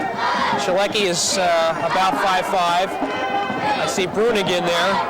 He's listed at 5'5", but I doubt that. He's probably smaller than that. Kenny Pruss is really the only legitimate big person here on the right side. Okay, 3rd and 8. 3rd and 8 from Middletown North. The ball on East Brunswick 41. McCollum looking to throw. He throws over number 83, Dan Knowles' head. And bring up a 4th down. Jimmy, it looked like there was some movement before the snap of the ball, and yet no flag was thrown. Yeah, there wasn't. You never want to make any excuses for any game, but I must say that this is the first game we've covered where the officiating is somewhat suspect. You hate to see that, particularly in a playoff game, the state championship game. Yeah. Okay, Spencer back to punt. The ball hits the ground. The kick is up and it's away. It's a poor punt. East Brunswick should have very good field position. And it's finally whistled dead at about the 38-yard line. That ball kept on rolling, didn't it? It was kicked, in effect, by one of the Middletown North players. Shouldn't it have been dead at that time? It was. The official didn't mark it. Okay, I see. So with everything said and done, East Brunswick takes the ball over. On their own 36, they have it 1st and 10. This is the fourth quarter. We're tied 7-7. 11 minutes to go. Rodelbaum hands off to Andy Wernberg, and Wernberg is not going anywhere. He's stopped right at the line of scrimmage.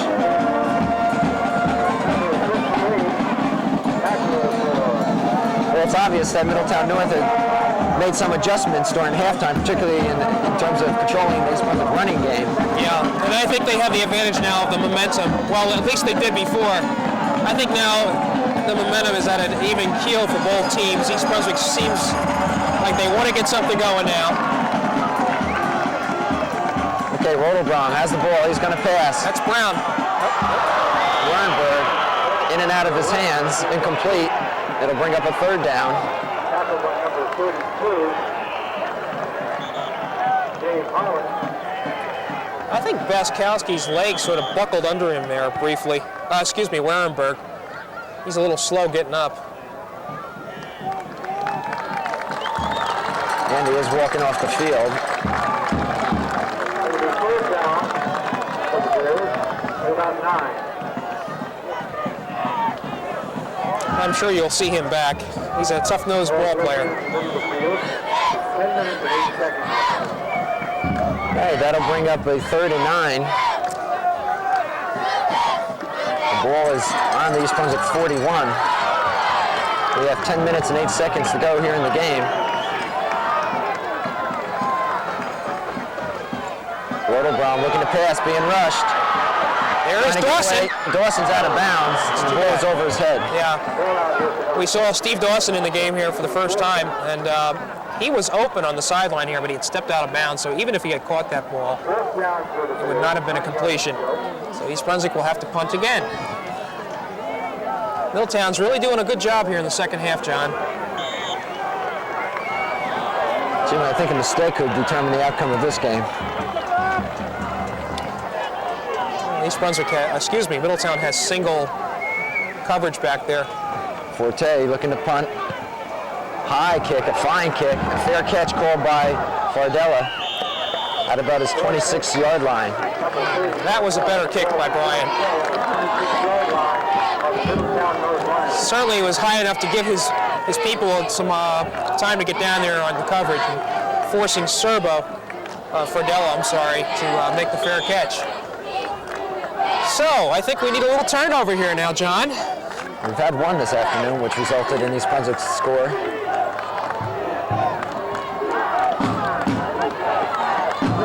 Middletown North comes out, 1st and 10. The ball is on their own 26. McCullum, reverse, and a flag has been thrown. Reverse to Knoll, but that was snuffed out rather quickly by the East Brunswick defense. Sure, Dawson was there on the left side. He has been inserted as a linebacker now. I think Wernberg is sitting this, okay, Andy has gotten his helmet back on, is ready to go back in. Let's see what the call is. We have blocking below the waist against Middletown North. That'll move the ball back.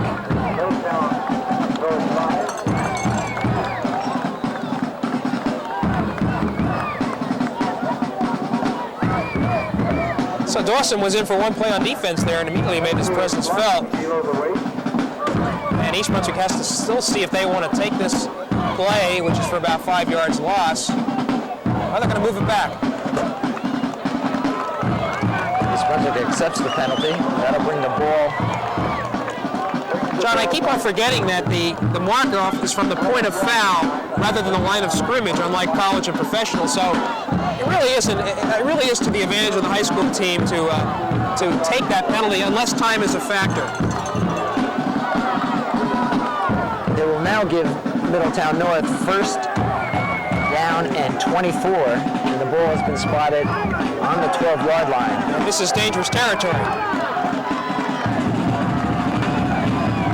McCullough hands off to Fardella right up the middle. And Fardella picks up a big chunk of those 24 yards, but he's going to still be facing, he and his teammates are going to be facing a 2nd and about 14. It's one way to get yourself out of trouble. Yeah. That's about the most success Middletown has had running the ball this afternoon. East Brunswick, I think, was looking for either a wide play to either left or right or a passing play. Okay, let's call it 2nd and 14. The ball is on Middletown North 23. This is Fardella on a pitch. He's got some room. Fardella with the ball around the right side. He'll pick up about 5, and he'll bring up a third. 3rd down and about 8. with about 6. John, I would say this is a very big play right here. East Brunswick, if they can shut down Middletown on this third down conversion, will force them to kick, probably get fair field position, maybe at midfield, and still quite enough time, 8 minutes and 10 seconds to go, try to notch in the score. Okay, McCollum looking to pass, being pressured, gets away from the rush. He's going to step out of bounds. I believe he's going to be short of the first down though, Jim. Referee catches him about 2 yards before the first down marker. So East Brunswick is quite fortunate there. McCollum had gone ahead enough to get a first down, but just stepped out.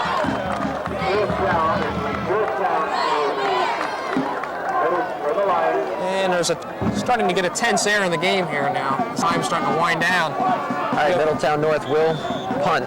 Spencer is in, and Plus drops back for East Brunswick. I get the feeling, John, that whoever scores, well, it's 8 minutes left. I think that's going to be it.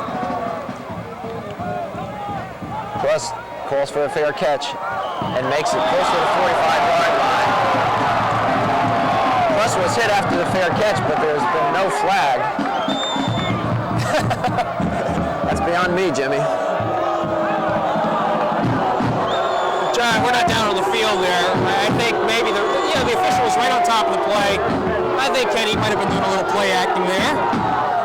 Yes, there was some contact, but I don't think it was enough to call a penalty. Let's forget about the penalties and let's see if we can get a drive going here. All right, East Brunswick has the ball on their own 44. First and 10 with 7 minutes and 48 seconds to go in the game. We have a tie score of 7-7. Rodelbaum will pass. Looking deep down for Brown. Brown makes a fine catch. First down. Brown has turned into a fine receiver, Jim. Yes, he has. That was a fingertip catch there. You know, Mark has a nice touch on that ball, too. He has a good ability to roll to his right and lay up a nice soft pass that's not difficult to catch. And Brown was just able to get open. And that's the type of break you need to get something going like this now. East Brunswick's on the 37-yard line. Ball's on the 37. They'll have it first and 10. Rodelbaum looks to throw again. Pumps. He's being rushed. Has some time. And now he's going to be dropped for a loss. Fine coverage in the defensive secondary for Middletown North. Yeah, I saw the play that was developing there. Basically, it was going to be a play-action pump with Pruss going down the sideline. He was hoping to freeze the Middletown defender and then just go right down the sideline for that same sort of touchdown that they succeeded in against Stevens, if you remember.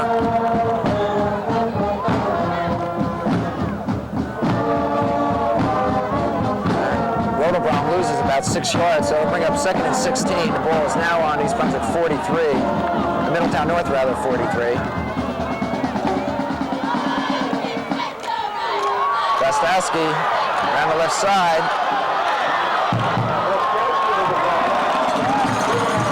That was a beautiful run by Mike Gostowski. It appeared as though he was going to be caught behind the line of scrimmage, but he simply used his speed to outrun the slower Middletown defense. And now East Brunswick finds itself with basically, a third and 4, third 3.5. Could use 2 downs to try to make this first down.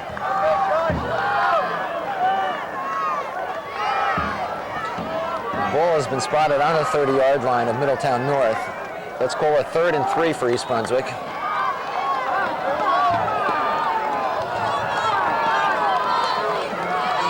Rodelbaum will pass, looking to throw. He's got Cross in the middle at the 20-yard line. First and 10 for East Brunswick. I like that. Mark just simply pointed a little finger towards Kenny. Good catch, because he knew he threw it a little bit low, but Pruss came up with a fine catch. Real sure, just tucked it right in his gut. Knew he needed to make the first down on that. That's some of the rapport that you develop with your receivers as you gain more confidence. All right, the ball is on the 20 of Middletown North, East Brunswick. First and 10. Rodelbaum. He's got a lot of room to run if he wants. He's got plenty of time. He'll pick up maybe 2 yards, and he's knocked out of bounds.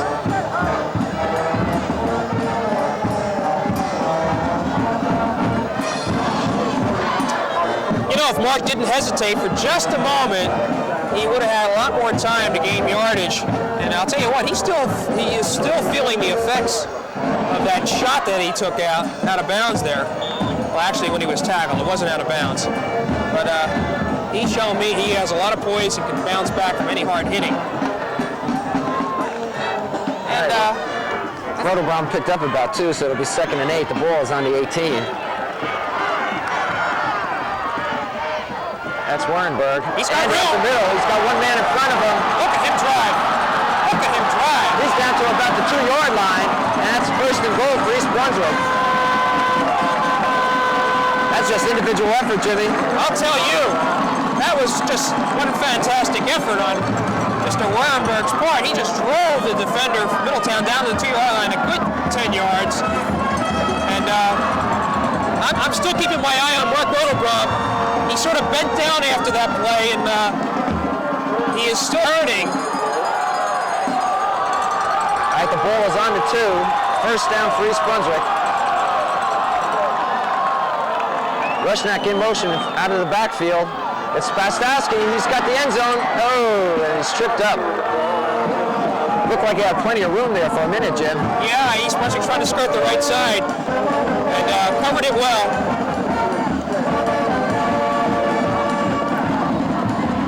Well, the band's starting to pick up its volume as it usually does in the 4th quarter, so we're starting to shout again.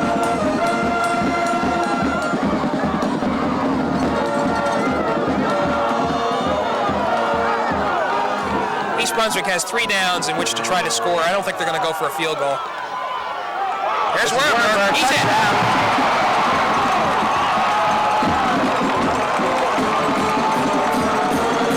4 minutes and 43 seconds to go in the game. Andy Warrenberg goes over from 3 yards, and East Brunswick's on top 13-7. Not too much fancy stuff there, just straight ahead blocking on that right side. Sam Brovitz is over there. He's, of course, a key on that line. And Warrenberg, really the key factor in scoring this touchdown with that move ahead, and then, of course, the 2-yarder right there. All right, Josh Miller on for the extra point. Snap is good. The kick is up, and it's good. And East Brunswick on top now, 14-7. And John, I think this drive started from approximately the 45-yard line for East Brunswick. Secondly, I would say the first long drive that they developed the entire afternoon, other than that second period drive from deep in the military to midfield. But this is when it counted, with that pass to to Dave Brown. That covered about 20 yards, and then of course some other running plays. East Brunswick did what it had to, and that's the mark of a winning team. Okay, Josh Miller will kick off for East Brunswick.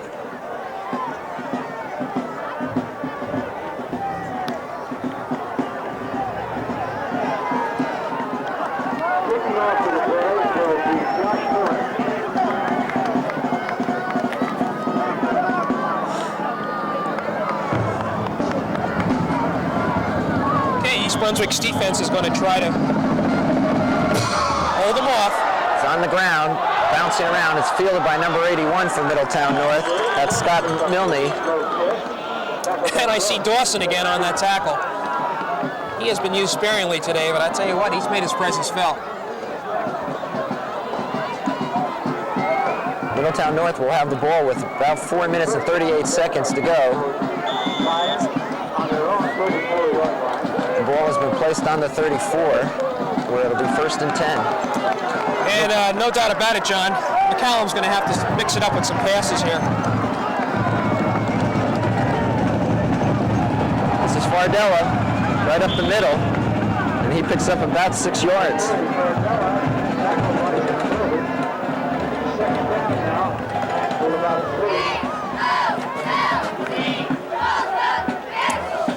Well, the thing, John, you don't want to get caught now. The defensive backs get caught on the long pass like they have before. So I can see them playing back a couple of yards deeper. 2nd and 4 from Middletown North on their own 46. This is Spencer looking for some running room, and he gets through a crack. for a first down. That was an excellent run. I thought East Brunswick had him tackled in the backfield. He's just maneuvered around a couple of people and got the first down.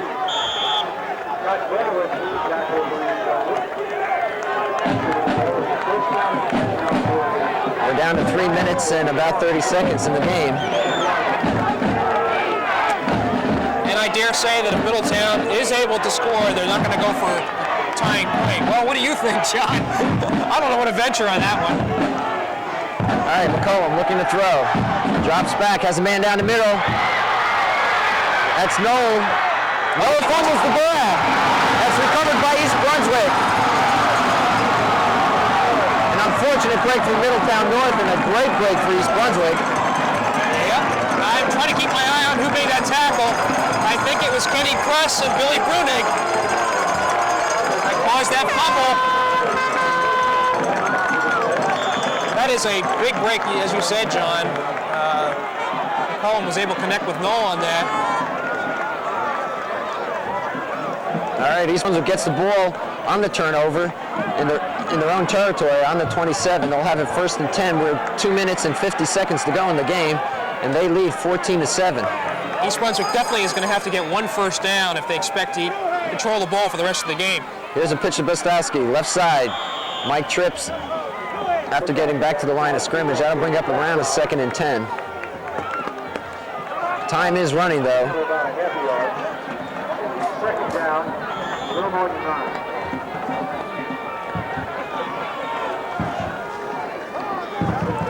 You can see the shadow starting to creep over the field, so that if there was any possibility of overtime, we wouldn't have a lot of light here. So it's just as well that East Brunswick gets this game over with now. All right, Rodelbaum to Wernberg. And East Brunswick's eating up the clock. We're down to 2 minutes to go, and Middletown North calls a timeout. I believe we have 2 remaining, John. Lions, John Kurmeyer, and number 81, Scott Pilsey. The timeout on the field called by the Lions. Jimmy, while we have a timeout, why don't we talk a little bit about the playoff action? Should East Brunswick hold on to the lead here? Yeah, okay. What this means for them? Well, as we had said up front, J.P. Stevens is hosting Neptune today, and if successful, if they win, will, as top seed, retain the home field advantage, in which case East Brunswick, if they are victors, will travel to North Edison on December 7th for a 1 p.m. game, which will determine the Central Jersey Group 4 champion. Now, if Neptune is able to win, then we would be back here on December 7th if East Brunswick wins, because they are the 2nd seeded team. Neptune is the 4th seeded team. So there's a lot of variable factors here. And I think the best thing East Brunswick can do right now is be concerned about winning its own game. We also need to talk about the Colonia contest. That is going to be just 4 days from now. And we mentioned before, you know, the Colonia is 7-1, having only lost to Stevens a couple of weeks ago. And they're going to be quite a worthy opponent for East Brunswick. I'll tell you that. Okay, East Brunswick's facing a 3rd and 6 on their own 32. This is Bastowski. And Mike will be short of the first down and goes out of bounds. Yes, he goes out of bounds, which is quite unfortunate. Now that means that Middletown does not have to use another timeout to stop the clock if they had chosen to do so at this point.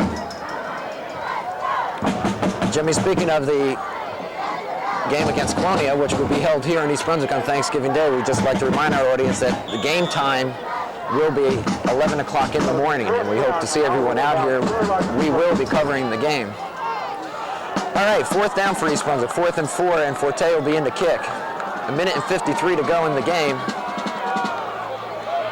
Forte gets a beautiful kick. He got a great one off. It's going down to the 10-yard line, inside the 10. Bardella fumbles the ball, picks it up, and he'll get back to maybe the 12-yard line. What a magnificent kick by Forte. That traveled about 60 yards in total, and if ever he chose a point to make a great kick, this was it. So the Lions will have about 85 yards to go to tie this ball game. Mind you, John, Brian Forte is just a freshman, heir apparent to Mark Rodelbaum for next season as starting quarterback, and that's got to be a big confidence booster. let the East Brunswick defense do its job now. All right, the ball is on to 13. McCollum looking to pass. He throws one out here to Fardella on the right side. Fardella goes out of bounds to stop the clock. Minute and 19 seconds left to go in the game. Okay, you saw Rushnick on that tackle. I think he's going to avoid rushing the passer. Just stay deep. Watch the flare back coming out.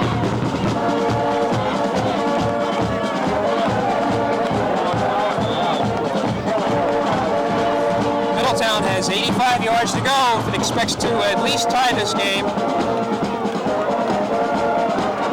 Or be in a position to tie, actually.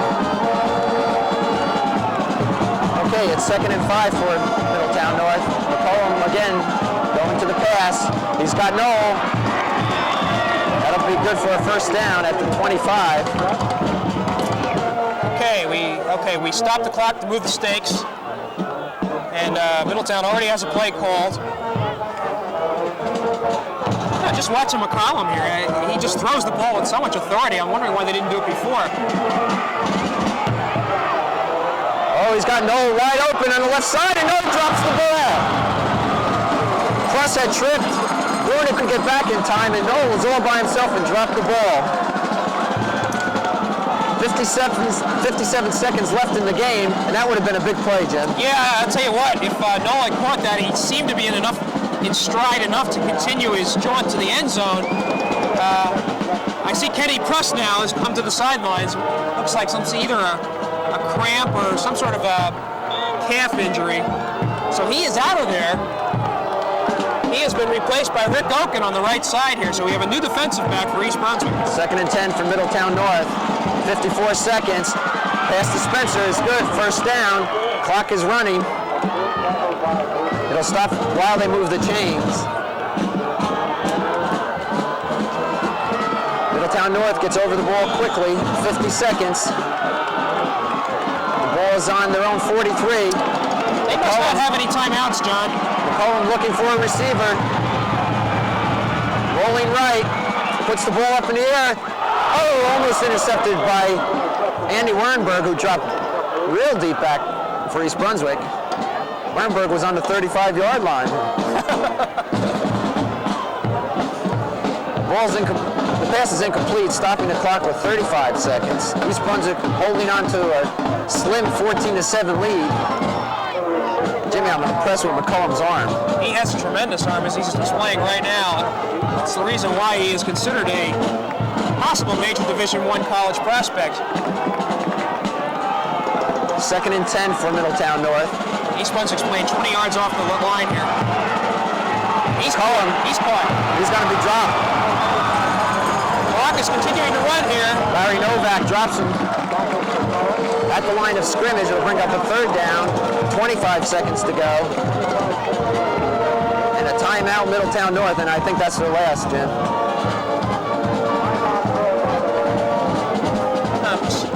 Chad McCollum must think he's a pro quarterback. He's coming to the sidelines to get his instructions from the Middletown North coach, Don Ayers. So, John, is it too premature to assume that East Brunswick is going to get its shot at the Central Jersey Group 4 Championship one more time? I'd like to think so, but as everyone knows or has heard so many times, the Yogi Berra-ism, it ain't over until it's over. And so with 25 seconds left, we'll just hold our breath and hope that there isn't a big play here. You know, this has been a hard-hitting game today, and I'll tell you what, I'd be very interested to talk to Marcus Borden and find out how East Brunswick's condition is. See Press back in the game here in right corner. All right, 25 seconds. McCollum, I don't know why he's looking to fake the ball. He's going to air it out long for Noel. It's up in the air, and the ball's batted down. 15 seconds left. And that's a 4th down now. I don't think he can afford that luxury anymore. He's got to get the first down, or else try the same thing and hope that one of his receivers can run it in.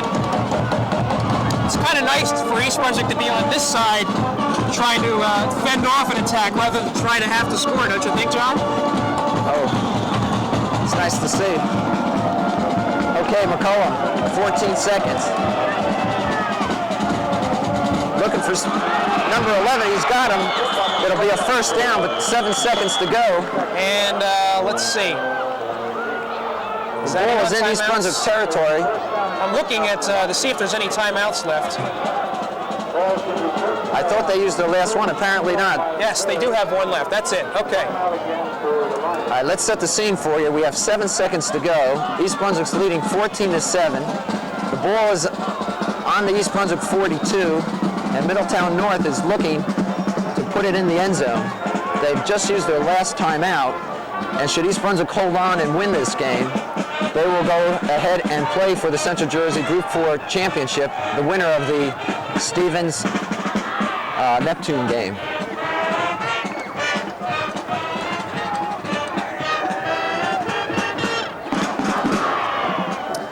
Well, all the crowd's on its feet now. Interesting, a lot of them are sort of flowing to the exits. They sort of think East Brunswick has this one well in hand. And let me say, from this point, McCollum has the arm to at least reach the end zone on a fly. So you might be seeing one of these tip pass drills that you might see in practice. But I think East Brunswick should try to put pressure on the quarterback. You know, you can't lose sight of that. Make it more difficult for him to get the ball off. Okay, 7 seconds, 1st and 10 for Middletown North. Really doesn't matter. McCollum looking to throw. He's being rushed. And he's going to be taken down. Number 65, East Brunswick, has made the play. That's Scott Brenowitz, and the ball game is over. East Brunswick, the winner, 14-7 over a tough Middletown North team, Jim. Yes, tough it was. That was a good game all the way.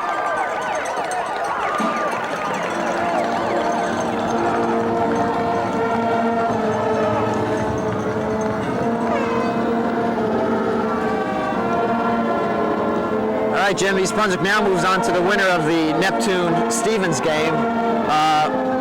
Everyone assuming it will be Stevens. Regardless of who it is, you have to be impressed with East Brunswick's play today. Yeah, I thought, John, except for a couple of relaxes in the second half there when Middletown was able to push the score across, make the score 7-7. East Brunswick did have a decent game today. It'd be very interesting to check in with Marcus Borden to find out the condition of his team now, because it was a hard-hitting one. Russ was injured there slightly. I know Rotobrom was shook up. Maloney is going to represent quite a challenge to them. Even though it doesn't mean anything, you always want to win a football game. It would give East Brunswick now, let's see, East Brunswick is 8-1, we give them a 9-1 record, and put them on the brink of being able to try to do what the team of last year couldn't do, and that was win the Central Jersey Group 4 Championship. It'd be very interesting to look to it. Well, okay, let's remind our audience once again that we'll be back here in 4 or 5 days for the Thanksgiving Day game against Colonia. We hope you'll join us. So for Jimmy Allinder, I'm John Meggiolaro. Thanks for being with us.